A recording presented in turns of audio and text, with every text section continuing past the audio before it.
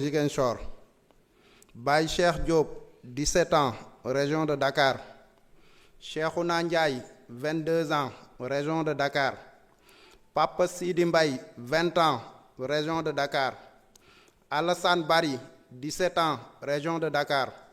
Mansour Thiam, Dakar. Famara Goudiaby, 19 ans, région de Ziguinchor. Sadio Kamara, 18 ans, région de Kolda. Moussa Dramé, 35 ans, région de Dakar. Massiré Gueye, 15 ans, région de Dakar. Cheikh Wad, 32 ans, région de Dakar. Bounama Silla Sagna, 14 ans, région de Ziguinchor. Chérif Abdoulaye Mané, 19 ans, région de Ziguinchor. Idrissa Goudiaby, 43 ans, région de Ziguinchor.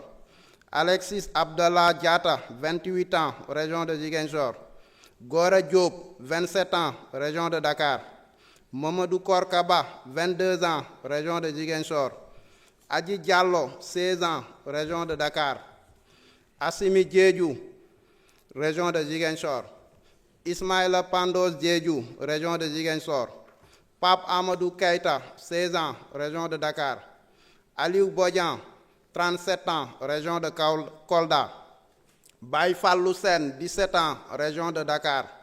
Séni Koli, 26 ans, région de Dakar. Khadim Ba, 21 ans, région de Dakar. Mor Nguer Ndiaye, 22 ans, région de Dakar. Mohamed Silla, 19 ans, région de Dakar.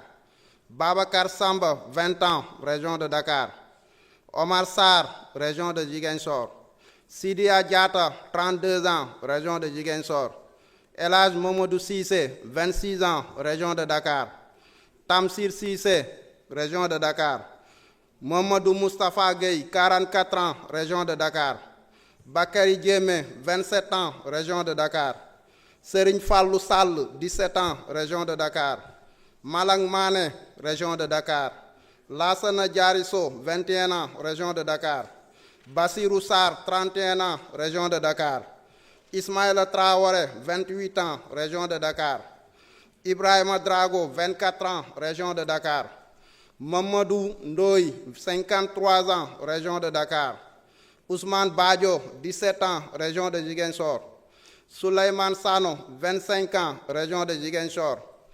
Modou Bey, 25 ans, région de Ziguinchor. Doudou Diène, 34 ans, région de Dakar. Abdoulaye Kamara Di Baba Kane, 38 ans, région de Dakar. Mohamedou Harouna Tall, 44 ans, région de Ziguinchor. Ousmane Dia, 26 ans, région de Thiès. Modou Kanté, 24 ans, région de Ziguinchor. Baraba, 25 ans, région de Dakar. Mamadou Saliou Diallo, 43 ans, région de Kolda. Moustapha Badji, 40 ans, région de Ziguinchor. Thierno Dahaba, 21 ans, région de Ziguinchor. Alpha Yoro Tunkara, 22 ans, région de Saint-Louis. Landing Camara Di Diédhiou, 17 ans, région de Ziguinchor. Prosper Clédor Senghor, 22 ans, région de Saint-Louis. Modou Gueye, 23 ans, région de Dakar. Beitir Fall Di Elhadj Fall, 50 ans, région de Dakar. Pour ne citer que cela parmi les tant de victimes. Sans oublier aussi Fulbert Sambou, Didier Badji, François Mankabou, et même ceux qu'on appelle les victimes du bus de Yarakh. Fatoumata Bintou Diallo, 21 ans, de même que Oumou Kalsoum Diallo, 7 ans. Merci beaucoup.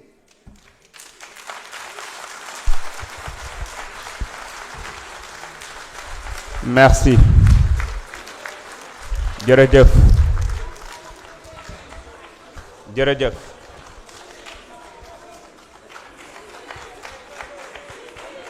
Jërëjëf. Jërëjëf. Yal na leen Yàlla yërëm jéggal leen xaare leen aljanna. Honorable Mohamed Sall. Man nga ñëw jël kàddu. Anta Dia man nga waajal. Aouzu billahi mina shaytani rajim, bismillahi rahmani rahim. Salaamaaleykum wa rahmatullahi mbokk yi, ñu ngi nuyu monsieur le ministre ak mes chers collègues députés. Sama intervention dama ko bëgg accès ci benn analyse situationnelle par rapport ak li fi xewoon ak solution yi ñu préconiser li xewoon mooy crise solution bi mooy amnistie dama bëgg a croiser nag solution bi nga xam ne apporté nañ ko par rapport ak un certain nombre par rapport ak victimes yi nga xamante ni ñoo nekkoon en question victimes yi suñ koy jàng y a des morts il y a eu des blessés il y a eu également disons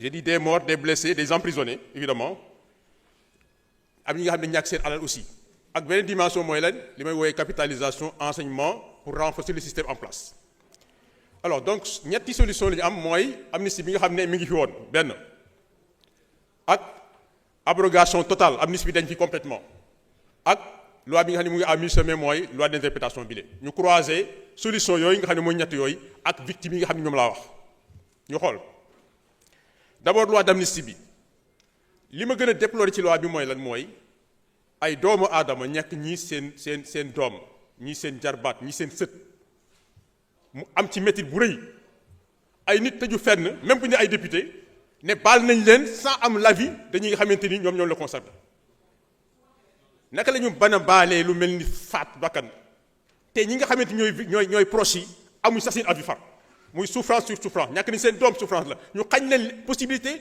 am justice également muy benn souffrance seen kaw ça c'est inadmissible alors li ci des mooy loi d'abrogation bi aussi buñ ko wote woon moom lañ doon proposé su fekkoon ni jàlloon na wala ñu ne woon bii baaxul comparé ko ak bële li ci xew mooy lan mooy ne boobu aussi loi amnistie bi am na ñoo xamante ni ñoom dañ doon doxi seen soxla ñu jàpp leen tëj leen ci kaso bi fekk sax ni ko ci manifestation ñii ay bracelet lañ tekkoon ñu jàpp leen tëj leen ci kaso bi ak ñeneen ñoo xam ne defuñ dara ñu tëj leen ci kaso bi loi bi ñëw génne leen kon loi bi dafa rendre loo xamante ni dafa rendre justice ñi nga xamante dañ leen tooñ soo ko fi génne woon totalement lu muy indi mooy nan mooy ne ñooñu nga xam ne dañ leen tooñoon jàpp leen defuñu daal dugal leen kaso te jugé guñ leen dañu war dellu kaso encore mu ñaari tooñ aussi donc ce qui fait que bu ma defee croisement bi loi d'amnistie bi boo ko jëlee par ay morts yi les morts amuñu la loi n'a pas pu rendre justice parce que procès amul benn kon ma ne foofu 0 point pour loi d'amnistie